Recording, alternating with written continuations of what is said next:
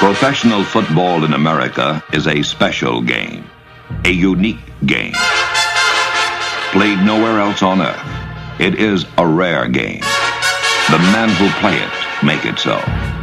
Hey, baby, let's go out there like a bunch of crazy dogs. Have some fun. Coming now, buddy. We on our horse all day long. Let's just kick that butt all day long. Pick it up. Don't stop. Pick it up. Let's go. Get after the ball. Get to somebody. Welcome to This Week in Fantasy Football. I'm Mike Cardano. My sidekick, Scott Engel. We're ready for week one. You want to be my sidekick again this week? How about to just kick you You'll from just the kick side? me. From the side. Yeah. From the side. Thursday night's game had a free-for-all in the air, at least from Peyton Manning's standpoint. Seemed like he could just throw the ball to anybody. I thought you caught one. I thought I might have caught one too, and Manning was just incredible in terms of the Baltimore secondary was really trying to physically bear down on his top three receivers, and he was able to find anybody who was open, including Julius Thomas, who's now the hottest name in fantasy football at tight end. But I think it's going to be a different guy every week for Manning, who really has a big game instead of three guys maybe having a big game. What's very interesting is they had no running game, yet he still was using play action very effectively. 7 touchdowns will shock anybody, but I'm not going to be shocked if Peyton Manning has the best season of his career from a fantasy perspective this year. Remember, at age 37, John Elway won 2 Super Bowls. This is not an old age for a quarterback. Not if you're upright. Well, let's move on. We got a lot of ground to cover this week, so only 2 teams have played. There are no byes in week 1. So let's go around the league. Well, the Colts have a bye pretty much. Yeah. They're playing the Raiders.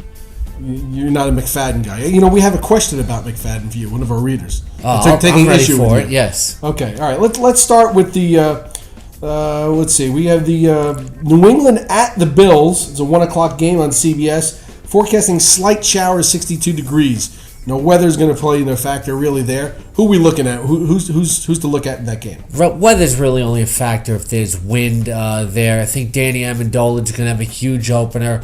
I think New England's going to be pretty much be able to have their way offensively, especially on the ground. I think Stephen Ridley will score on the other side of the ball. I think New England's very disciplined in their front 7, but C.J. Spiller can still break off a big play or two.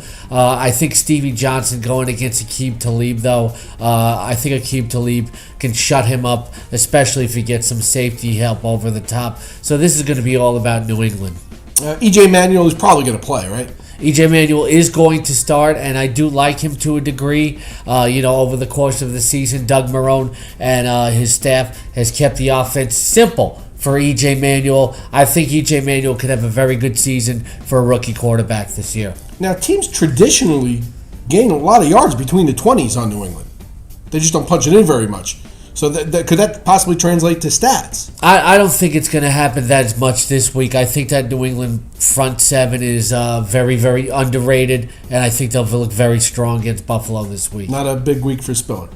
I think, Spiller, anytime he can touches the ball, he can take it to the house. I think, inside the hash marks, he's not going to get a lot of running out inside, but outside he can take off at any time. Okay, all right. Bengals at the Bears, another 1 o'clock game. It's like 75 degrees. Nice day out. What's going to happen there? Well, what's going to happen there is I think you're going to see, everybody's talking about Julius Thomas. I think you're going to see Tyler Eifert, the rookie tight end for the Cincinnati Bengals, make an immediate impact, especially Charles Tillman is going to be against A.J. Green. It's going to be a terrific matchup. When Andy Dalton can't find A.J. Green, he's going to look to his rookie tight end. I think he's going to score at least 1 touchdown on the Bears side of the ball. It's not going to be good for Jay Cutler. That offensive line against a terrific defensive front against the Cincinnati Bengals. Not going to be a good day for the Bears offensively. People looking at rookie Giovanni Bernard. Anything this week? I think Giovanni Bernard's going to catch 5 to 7 balls out of the backfield and make some things happen because, again, when A.J. Green is not open, I think Andy Dalton is going to discover that his rookies can make plays. A lot of people talking about the Bengals this year as having actually a good year. So They should. Dalton's not a bad quarterback. He's getting better, and this team is very, very strong defensively, very strong in the interior on both sides of the ball. Right. Okay, Dolphins at the Browns, 1 o'clock. CBS Slight showers possibly, about 75 degrees. And, what I'm expecting here is that, I like the Browns to win this game because Trent Richardson, I believe, is really going to give that Dolphins defense a lot of problems. I think he's going to have a terrific debut game working with Norv Turner. Jordan Cameron will catch some possession grabs, but I think Cameron Wake's going to be a real problem for that offensive line and for Brandon Whedon. So I don't think the Browns are going to score a ton of points. On the other side of the ball, Joe Hayden was up and down last year. Should be able to take care of Mike Wallace here, though. I think both teams are going to exhibit a lot of pass pressure here, and there's not going to be a high-scoring game. Who's the starting running back in Miami? Is Lamar Miller? What is all this stuff going on about? It's Daniel Thomas. It was just motivational ploys. Look, if I was a starting running back, you told me Daniel Thomas is threatening to my job, that would have to motivate me. All right, Falcons at the Saints. It should be a good game, at least from an offensive standpoint. I don't know if the Saints going to play any defense this year. 1 o'clock inside of the dome. Don't have to worry about any weather there. That ball's going to be flying around all over the place. I think so, too, because football's a game of emotion. Sean Payton returns to the sidelines. I think the Saints are really going to ride that. I think Kenny Stills is a sleeper in this game, down the seam against what should be an improved Atlanta defense. But, the Saints are just going to come out generating on all cylinders. I think Mark Ingram can score a touchdown this game. On the other side of the ball, Steven Jackson could score more than once for the Atlanta Falcons. Now, we rank so many people here. I forget where your rankings lie. How did you end up going into the season with Tony Gonzalez? Where does he fall in the top food five chain of? He's a top 5 tight end. Tony Gonzalez is going to return to do what Tony Gonzalez returns to do. If anybody wants to predict differently, they're just going to try to be cute here. This is going to be a high-scoring affair. Okay. We got the Buccaneers at my Jets. You want to admit that? You want to admit this in front of a national audience? Hey, we got 4 quarterbacks. 4. None of them are good. Yeah, just to beat the Rod Rivas, we're trying to get 4. So, what do you expect here? A low-scoring game? From what I understand, the Jets' defense is fairly stout. Now, they may be on the field so much that in the end, it doesn't make a difference. But I would imagine this is a low-scoring game. There's only 2 players you ideally want to start in this game. Antonio Cromartie is going to lock up Vincent Jackson. You don't want any Jets, but Mike Williams going against that rookie cornerback D. Milliner. I think Josh Freeman's going to pick on that matchup. I think Mike Williams has a good game, and because the Jets defense will stay on the field for so long, eventually Doug Martin is really going to start chewing up a lot of yardage. All right, let's move on to the Titans and the Steelers. 1 o'clock game in Pittsburgh. Again, about 80 degrees, some showers. What do you see there? Who's running the ball for Pittsburgh? What's Does it matter, there? really? I mean, Isaac Redmond's probably going to start. Felix Jones getting sprinkled in. That's not a good offensive line. Tennessee should be able to get a push up front, not only against they should be able to penetrate against the run against that Steelers offensive line, and also get a pass rush against Ben Roethlisberger. I see the Steelers offense sputtering a lot. I think the receivers could disappoint. Chris Johnson, they've improved the offensive line, but the Steelers' defensive front is still pretty stout. I think Jake Locker should be able to get enough pass protection, but I can't see him making a whole ton of plays downfield. This is going to be a low-scoring affair. You're not going to get a lot of fantasy production in that game. Okay, all right. Vikings-Lions, another 1 o'clock game inside Dome. I happen to be a big Reggie Bush believer this year. I just think he's going to do wonders catching passes out of the backfield. I don't know if he'll be able to run the ball. But what's the prospects here? I think the prospects are very good for Detroit. I think there is absolutely no way that Minnesota secondary can control the Detroit passing game this week. I think you'll see Reggie Bush catching passes like you talk about, but Reggie Bush also has a nose for the goal line. He might be able to run one in as well. I think Matthew Stafford throws about 3 touchdown passes. Calvin Johnson has a big day, but Minnesota's got Adrian Peterson, and the fact that they'll have to run him a lot because the Lions can bring pressure against Christian Ponder. I think you'll see Greg Jennings have a decent PPR day, but Cordarrelle Patterson not quite ready to contribute just yet. Now, what do you make about? We had a little hubbub this week about Adrian Peterson's fullback not being there, and that yards per carry last year was down almost like 2 yards per carry when his fullback wasn't there. Well, difference to you? When Felton isn't there, I think it can make a difference to get that defensive line, but it's still it came out to about 30 yards a game. It's still Adrian Peterson, and he can take off against just about anybody at any time. The normal rules don't apply to him. Right, okay. Oakland at the Colts. Now we're here. We're back to McFadden again. Now, he's prior starting, so they're going to lean on this guy, right? He's got a chance to do something. I don't think he has a chance to do anything. The Colts at least have to prove that defense. Did this guy do something to you? I mean, are your family? Why you hate him? I don't hate him. It's not personal. I don't know the guy. But, the matchup is the offensive line is disgusting, as I continue to say.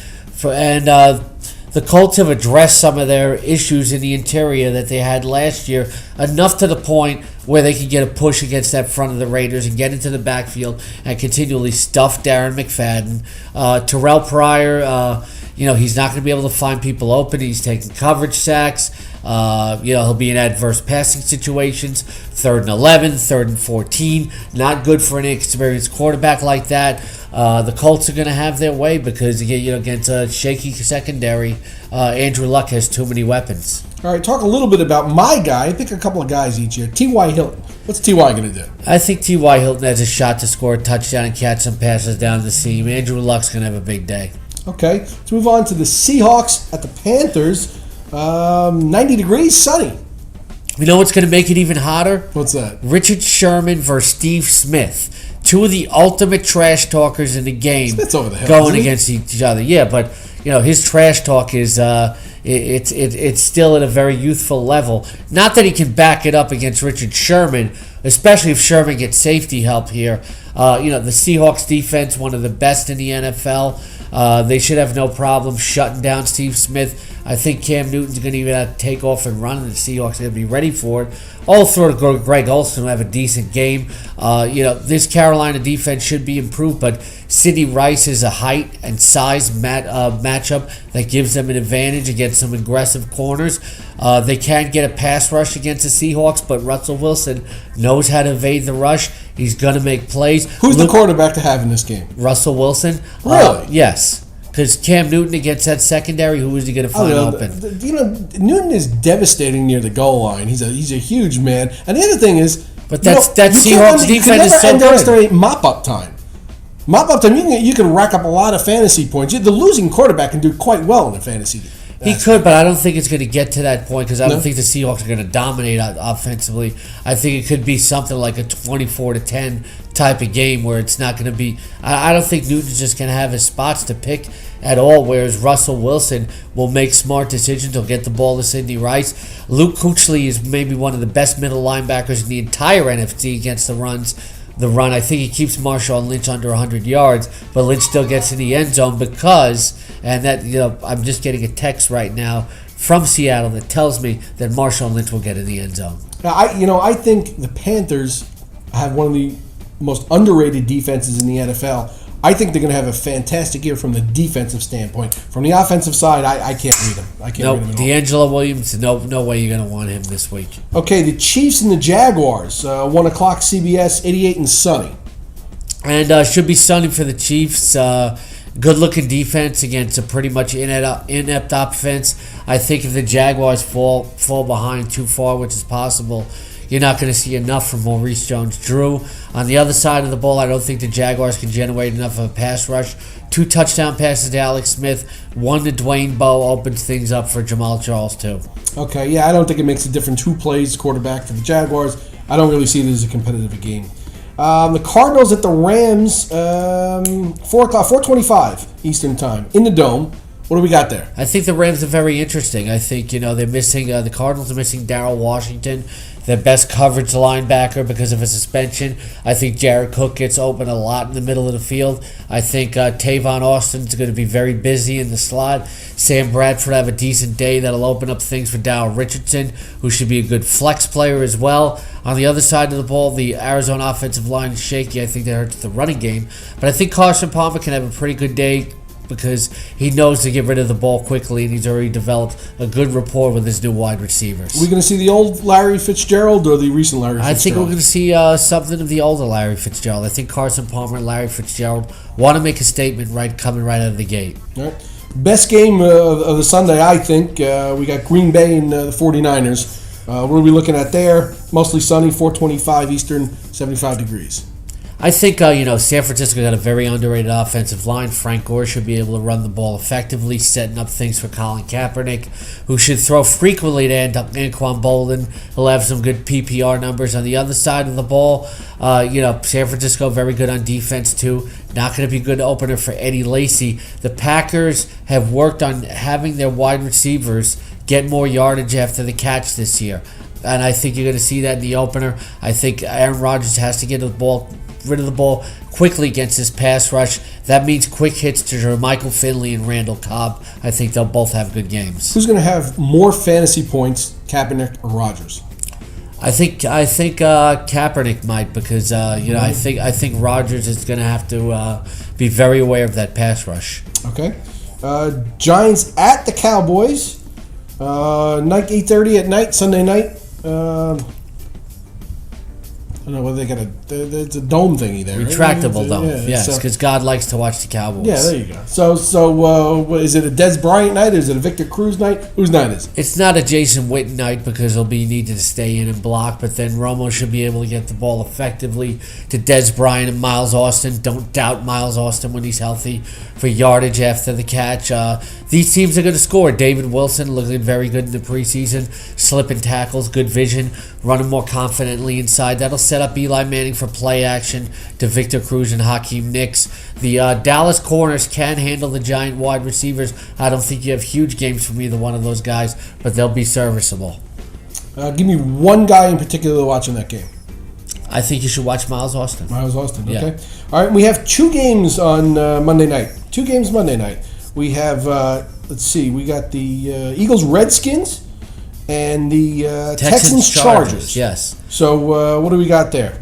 With the Eagles and the Redskins, it's going to be very interesting how this up-tempo offense operates coming out of the gate with Chip Kelly. Michael Vick and Deshaun Jackson are upside. Boomer bust propositions in the opener. Really depends on your other choices. But I think they ride LaShawn McCoy heavy on the other side of the ball. You just don't know how Robert Griffin III is going to look. To me, he looked a little ginger in his plant and his setup. The limited action that I saw him in the preseason in practice, I don't know. You can have a whole lot of confidence in him and Pierre Garçon. Alfred Morris will be the guy there. You know what I found interesting? The Eagles have run an average of 10 plays more than the league average during the preseason per games. So that's at least a driver. A new offense, yeah. Yeah, but so I mean that could be more fantasy stats, more plays, right? And then Texans Chargers. Well, I think this is really a one-sided affair. Arian Foster early, Ben Tate late. Ben Tate a nice sneaky start because the Houston Texans can really build a big lead here and take the other team out of the game. Cordarrelle Patterson is just coming back. I'm sorry, not Cordarrelle Patterson. DeAndre Hopkins, my other favorite rookie. I really love this kid, but he's just coming back from a concussion. I don't expect a lot from him in the opener. The San Diego offense just against that Houston defense, not a good proposition. I really don't want anybody on that side of the ball.